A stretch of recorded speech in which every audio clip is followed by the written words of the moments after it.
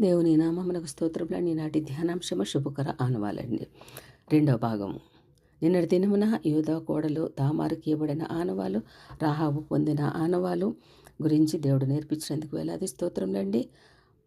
మరి గబ్రియేలు దూత కూడా గొర్రెల కాపరుల దగ్గరకు వచ్చి, దానికి ఇదే మీ ఆనవాలు, ఒక శిశువు పొత్తిగుడ్డలతో చుట్టబడి ఒక తొట్టెలో పండుకొనుట మీరు చూచెదరని ఒక శుభకరమైన ఆనవాలు వారికి చెప్పినప్పుడు వారు పరుగులు పెట్టుకుంటూ వెళ్ళి చూశారు కదండి. మరి ఈ దినమున రూతు పొందిన ఆనవాల గురించి దేవుడు నేర్పించడానికి మనకి సమయం ఇచ్చేందుకు వేలాది స్తోత్రములండి.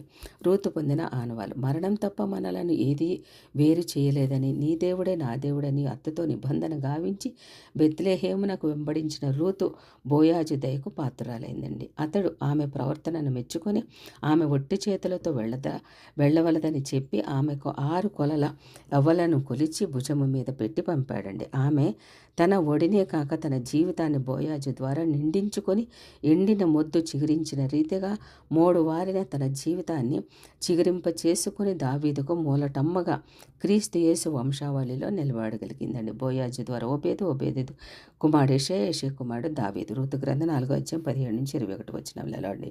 యేసయ్య ఎండిన మొద్దు నుండి పుట్టిన పరిశుద్ధమైన చిగురు, దావీదు వేరు చిగురు. దుఃఖించు వారికి ఉల్లాస వస్త్రం ధరింపజేయు ఆయన దుఃఖభరితమైన రూతు జీవితాన్ని బోయాజు వస్త్రపు కొంగు కప్పుట ద్వారా ఉల్లాసభరితం గావించి అట్టి ఆనవాళ్ల ద్వారా ఆమెను ఆశీర్వదించారండి.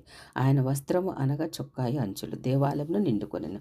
యెషయా గ్రంథము 6:1 ప్రకారం అట్టి ఆయన వస్త్రములను ముట్టి సేదదీరి ఆనవాలుగా పొందాలండి. మనము కూడా ఆయన ఇచ్చే వస్త్రములను కప్పుకొని మనము ఆత్మీయ జీవితమును మనం కాపాడుకోవాలండి. సౌందర్య రాశి అయిన రూతు వలె ఆత్మ సౌందర్యాన్ని పొందుకోవాలండి. మనము కూడా సింహాసనాసీనుడైన వాడు తానే తన గుడారము వారి మీద కప్పును. ప్రకటన గ్రంథం 7:15 ప్రకారం అండి. బిడ్డలారా, విశ్వాసులారా, భక్తులారా, ఆనవాలు అనగా ఒక సూచన కదండి, గుర్తు అని కూడా చెప్పొచ్చు. యేసు జన్మము నాకు దాదాపు 700 సంవత్సరముల ముందే కాబట్టి ప్రభువు తానే ఒక సూచన మీకు చూపును. ఆలకించుడి. కన్యక గర్భవతి కుమారుని కని అతనికి ఇమ్మానీయులు అని పేరు పెట్టును. యెషయా గ్రంథం 7:14 ప్రకారము అని ప్రవచింపచేశారండి. ఆ సూచన ప్రకారమే ఉద్భవించిన మనకు తోడైన ఆ రక్షకుని యొక్క ఆనవాలను మనము కలిగి ఉన్నామా అని ప్రశ్నించుకోవాలండి.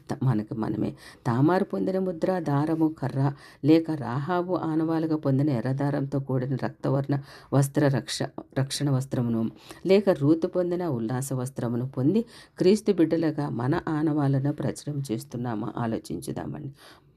లేని ఎడల నేడే ఇదిగో ఈ ముద్రలో ఆనవాలుగా మనం పొందుతామండి. ఆయన మనకు ముద్ర వేసి మన హృదయంలో మనకు ఆత్మ అను సంచకరువును అనుగ్రహించి ఉన్నారు. కొరింథీయులకు రాసిన 2వ పత్రిక 1:22 ప్రకారం ఉన్నదా ఆత్మ అను సంచకరువు.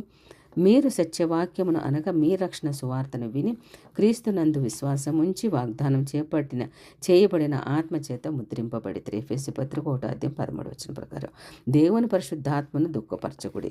విమోచన దినము వరకు ఆయన యందు మీరు ముద్రింపబడి ఉన్నారు.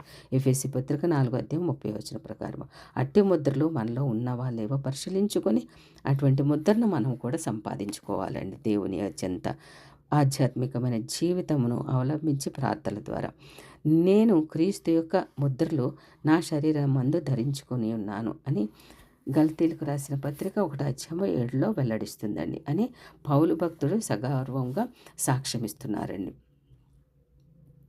బిడ్డలారా, అదే కాకుండా ప్రభువునందున అపోస్తలత్వమునకు ముద్రలుగా ఉన్నవారు మీరే కదా అని కొరింథీయులకు రాసిన 1 పత్రిక 9:2 ప్రశ్నిస్తున్నారండి. ఇందుకే తండ్రి అయిన దేవుడు ఆయనకు అనగా యేసునకు ముద్ర వేసి ఉన్నారు అని యోహాను సువార్త 6:27 వెల్లడిపరిచారండి. అట్టి ఆయన ముద్రలు మనము ఆనవాలుగా కలిగి ఉన్నట్లయితే నిన్ను ముద్ర టుంగరముగా చేతును అని